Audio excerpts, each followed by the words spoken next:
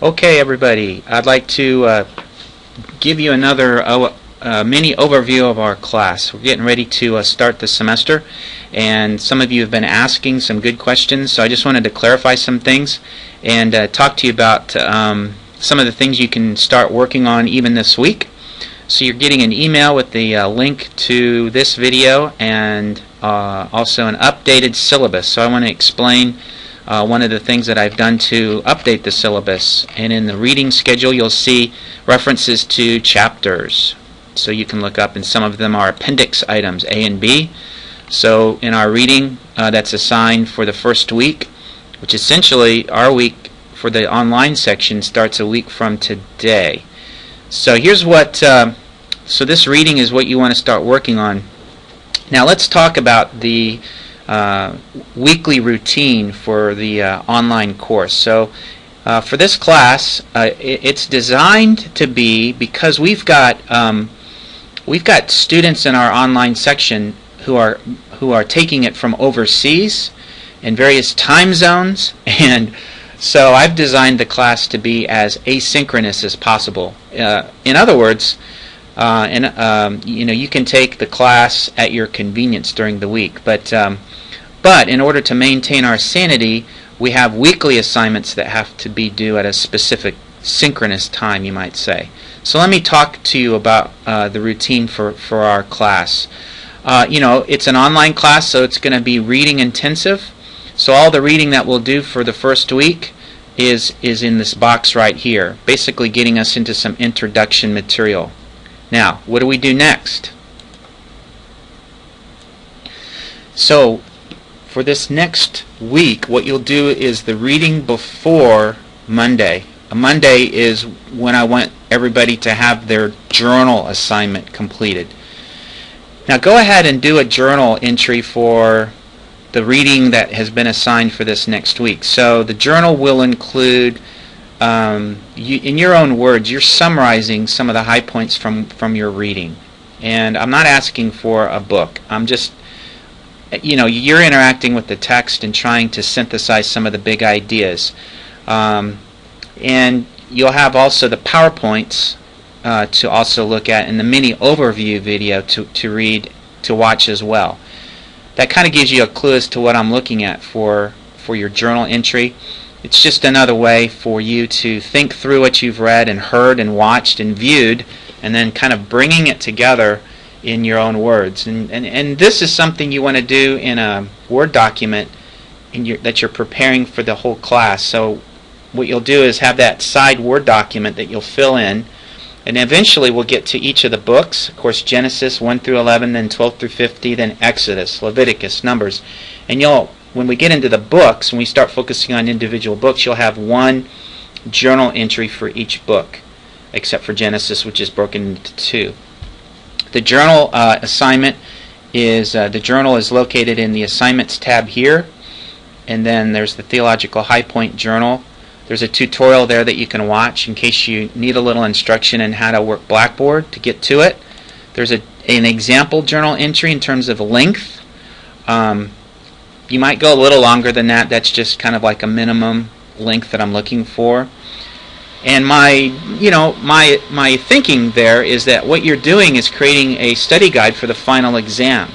You yourself, having read and digested and reflected on, watched my mini lectures, and then read the PowerPoints, and putting it all together is what you're wanting to do for the journal. You can add to and get your journal done at the beginning of the week. If there's afterthoughts that you have, you can add to it. So every one of your journals is assigned a specific point total, and that will be kept track of for each week. You'll have week 1 journal, week 2 journal, week 3 journal. So you'll see the points that I'm very generous in awarding. If you do the assignment and keep up with it, you want to have your journals posted by end of day Monday for each week, because you're not going to class. We'll just make it a kind of a professor agreement that by midnight Monday you'll have your journal completed for that week. Now there's also a back-end assignment that some of you have started to wake up to, and that's called the VoiceThread. And it's also located here with a tutorial that you can watch. The VoiceThread will be a back end, or like maybe say a Friday, Saturday kind of assignment for you. So as you've read and digested and completed your journal, maybe you've thought through and some reflection, and at the end of the week, what I'm going to do is post for the VoiceThread, you'll see me, when you log in and set up your account following those instructions, you'll have access to VoiceThread. So you can get the VoiceThread app, and with your smartphone, not Android yet, sorry, but with your smartphone or your iPad, if you use that, you can use the app for that, or you can just do it from your computer. With your camera, I prefer camera, that just makes it more personal for your group. You'll have 10 to 15 colleagues also voice threading in and recording their response to my professor post. So that's more applicational. It may be a case study, something to reflect, or a Sunday school or teaching kind of case study to think about and apply something that we've learned that week. And you want to keep up with that so that by the next Monday you'll have completed your voice thread for that week. And also you'll have the benefit from hearing from 10 to 15 others, which you'll scroll over their voice thread, and you'll see and hear them interact with the material as well. It's just kind of like sitting around a table and having an asynchronous conversation. So that's the reasoning behind that. Not to create extra unnecessary work for you, but being an online learner, you may be beaming in from Africa, or one of you is from Asia and different places around the world. My heart is to bring you in with some of our residency students as well, because they'll be mixed. Some of the students you meet will be on-campus students as well as online students, and that helps to build some community as well. So the first voice thread is not a heavy hitter, it's just a getting to know you kind of thing, and gives you a chance to practice, set up your account, and all of that. So another thing that I'm going to do is have a synchronous, meaning live, session, maybe a couple times a week. And I've got to think that through. I don't know how many of you will need it, but some of you may want to show up and meet up with me, the professor, kind of like an open office hour type scenario. So I'm thinking that through this week, and I'll let you know if I have posted office hours for the online section. Chances are it may be kind of like a morning session for people from a different time zone. They could beam up if it's helpful, and then maybe something at night for the people who are waking up halfway around the world. So that's just the world we live in. So I'm trying to make that. And that would be a live session for you to beam in and fire up your camera and do a live webinar. With your headset on, so you don't have the feedback loop, and you can have a live session with me. We could talk through things and answer any questions that you have. Of course, you as an online learner will eventually, at the end of the semester, be thinking about somebody in your church, a pastor, associate pastor, who can email me, and then I can send them a copy of the final exam, which they will proctor for you, and they will bundle it up and scan it, make it a PDF document, hopefully, and then send it back. So let me pause and then come back for some closing comments.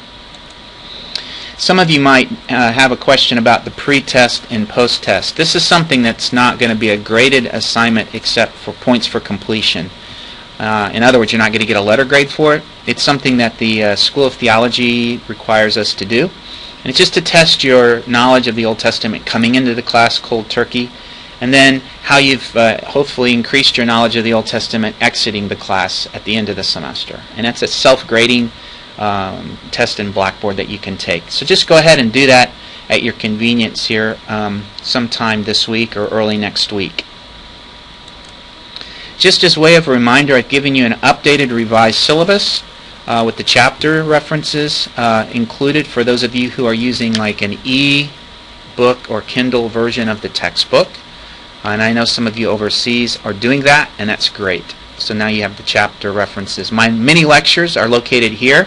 Hopefully you're viewing those fine, because I'm going to be posting them to either a screencast or a YouTube account. So I think the whole world has access to YouTube these days on your Mac or PC. Shouldn't be a problem there. The extra articles that I've given you near the front end of the semester are downloadable PDFs there. and those are scheduled in your reading in the course syllabus. I've given you a full PowerPoint presentation with lecture notes. So that's the online reading requirement. So I'm giving you an extra, hopefully a helpful guide there. That's something that if you're teaching the Old Testament, I have no reservations for you using any or all of my material. So that's just an extra bonus for you, hopefully to encourage you if you're into teaching an adult class or maybe you're youth pastoring. That would be helpful for you. You can pull out anything that you want there. And that's a full set, including the material we'll be covering in the spring version of this online class, which I will be teaching. If you want to follow me into the spring semester, that's something that'll be helpful for you there. So that's something I've got to delete because it was put there as a demonstration. So anyway, let me pause. Now you're always free to email me questions. I may not, hopefully I'll get to it same day, but also what I mentioned earlier is I'll make available some real-time live office hours, maybe a half an hour in the evening and a half an hour in the morning, so we can meet up and you can ask live questions and I can show you around and show you live different things that are going on in the class as you have questions. Sorry about that. We just had a live fire drill test on campus, so they set the alarms off and it's kind of loud, so I had to pause. Those of you who are online learners, you won't have to worry about real-time campus fire alarm drills. Or if you wanted to have your own fire alarm drill in your house, you can do that and have a fire plan for where your family, if there's a fire in your apartment, where to go and meet outside. You got that. We learned how to do that when we were Boy Scouts. You have to have a family fire drill plan. You don't have to do that. I was just kidding. All right, one more thing I want to show you here. There's also a parallel project that you see it in the syllabus, but the research project, this is something that will be helpful for you and set you up for the second semester research project paper that you'll be writing. But it explains the assignment. And I've done some digging for you. We're going to all work on basically one broad topic and have practice narrowing our topic and then working on perhaps one of the most difficult parts of thinking through a research paper is that's the argumentation. So we're going to work on that, and this is like, I think it'll be helpful for you to think through and have a nice relaxed experience with this. So you're not, trying to figure this out the night before your papers due, which I know some of you probably would do. Maybe not you as an online learner, you wouldn't be able to get away with that, but some of our residency students have a tendency to be procrastinators and they'll wait until the night before to write their paper. And I don't know, I just don't think you get the most bang for your buck with that.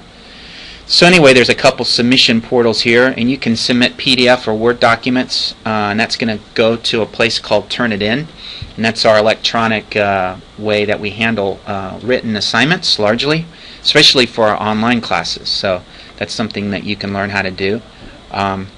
So this is what we're going to do, and I'll as we get closer to that submission, the first thing you'll do, you'll do reading and then you'll narrow your topic. That's kind of what you'll start doing. So here's some additional reading that you can start doing on the topic of grace in the Old Testament, which is the broad topic. And then we're going to narrow our topic to probably focusing on the grace of God in the book of Deuteronomy. Some of you might even want to narrow your topic even more. The grace of God as is demonstrated in, let's say, a particular chapter of Deuteronomy. So the more narrow you get, you'll find that it actually helps you frame your argument even better. So there's kind of a finesse or kind of an art behind this. You're an artist, and how you design and how you start with a thesis statement that's narrow and arguable or defensible, and then you'll have maybe 3 supporting points underneath that thesis statement, and each one of your supporting points will have undergirded textual evidence as well as other evidence from commentary, the research that you do. So again, we'll talk more about that, and I'll send you a little mini video that'll explain this assignment more down the road. So I've already talked about 14 minutes. That's probably 15 minutes too long. No, I'm just kidding. But on so just one more time, let's just reiterate one more time. So Monday by midnight, you'll have your reading done. You'll look over the PowerPoints and you'll synthesize that into a journal entry. One per week, except when we get to the books. Then we'll have one per book covered for that week. So there might be a week coming up where you'll have more than one journal entry for each book. Each book has its own journal entry with the title of the book in that title box in that journal that you create. Then at the end of the week, sometime on a Friday or a Saturday, you'll do some reflection and record your VoiceThread. You can use the camera on your computer, built into your computer, or with the VoiceThread app, you can use your iPhone or iPad to record your response, which I'd prefer. That just allows your colleagues to see you and see you use your hands like I'm doing. Some people like to talk with their hands, but that helps them communicate. And also, by recording your response, it forces you to think through a little bit more about the response the thoughts that you have in your head. You want to be concise, but you want to give a full response. So that benefits you, but also benefits your colleagues who are also, looking over your shoulder and sharing in what's going on in your brain and your heart as we engage the ideas as we go through the semester. So that's my thinking there. It gets away from just typing the discussion board, type, which is very impersonal. I like to see people talk. It's like having a coffee room conversation with 15 of your best friends about Old Testament. So we'll have fun with that, I think. All right, well, until next time, have a good day or a good evening, possibly